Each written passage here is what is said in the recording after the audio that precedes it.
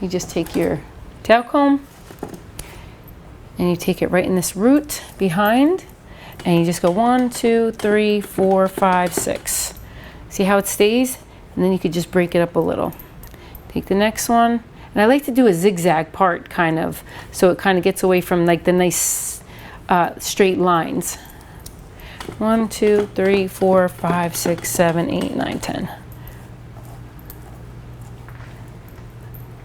So this is really good for an updo too, if you want to tease. And then you kind of take the end of that tail comb, just kind of pull it out. And then if you want to do this,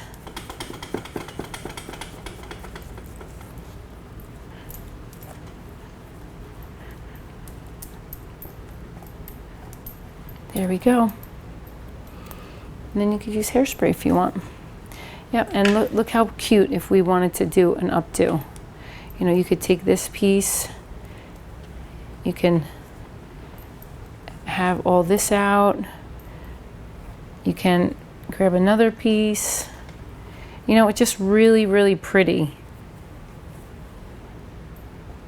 I always say, make everything simple.